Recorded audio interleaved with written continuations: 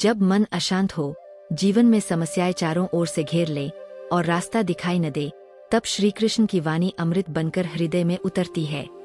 यह कोई साधारण शब्द नहीं है, ये वे दिव्य वचन है जो आत्मा को जगाते हैं और जीवन को नई दिशा देते हैं। यह कथा है केवल सुनने की नहीं, समझने और अपनाने की। एक समय की बात है, एक व्यक्ति था, नाम था माधव। बाहर से सब ठीक लगता था, लेकिन भीतर उसका मन टूट चुका था। जीवन में धन की कमी, रिश्तों में तनाव और भविष्य को लेकर भय, हर दिन उसका मन भारी रहता।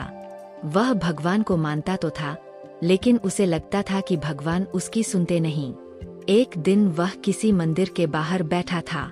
अंदर से धीमी सी आवाज आ रही थी, हे अर्जुन, जो हुआ है वह अच्छा हुआ, जो हो रहा है वह अच्छा हो रहा है, और जो होगा वह भी अच्छा ही होगा। यह वाक्य उसके हृदय में उतर गया। वह ठहर गया। उसने पहली बार श्री कृष्ण की वाणी को केवल सुना नहीं, बल्कि महसूस किया। कृष्ण कहते हैं, चिंता नहीं, कर्तव्य करो। श्री कृष्ण की अमृतवाणी हमें सिखाती है कि मनुष्य को कर्म करने का अधिकार है, फल की चिंता मत करो।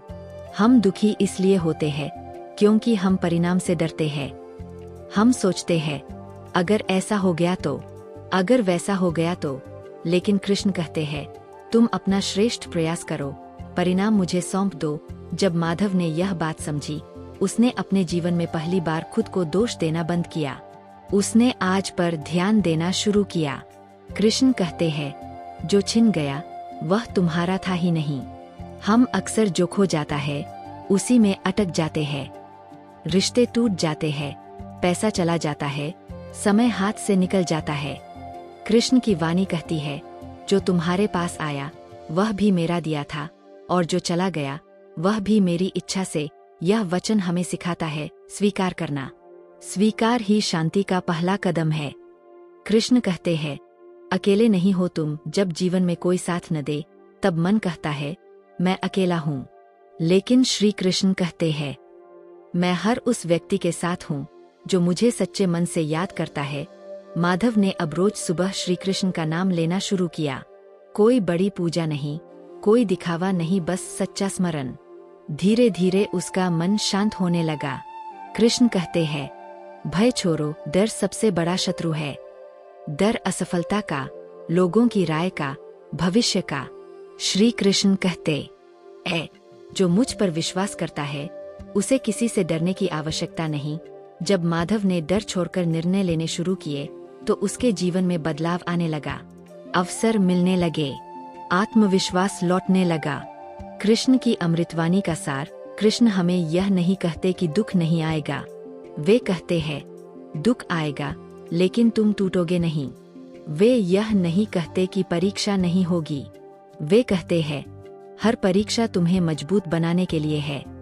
जीवन बदलने का रहस्य। कृष्ण की अमृतवाणी जीवन तभी बदलती है जब हम सुने नहीं, समझे नहीं, अपनाए नहीं, विश्वास करें। माधव का जीवन बदल गया क्योंकि उसने शिकायत छोड़ दी और समर्पण सीख लिया।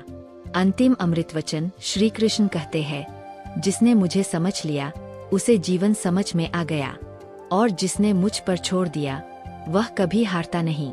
अगर आपने यह अमृतवाणी मन से सुनी है तो समझ लीजिए आपका जीवन भी बदलना शुरू हो गया है। अगर श्री कृष्ण की यह अमृतवाणी आपके हृदय तक पहुंची हो, अगर इन वचनों ने आपके मन को शांति दी हो, और अगर आज आपके भीतर थोड़ा सा भी विश्वास जगा हो, तो कृपया इस वीडियो को लाइक करके श्री कृष्ण के चरणों में अपनी श्रद्धा अर्पित करें। नीचे कमेंट में केवल एक शब्द जरूर लिखें, राधे राधे, ताकि हम जान सके कि यह अमृतवाणी आपके हृदय को छू गई है।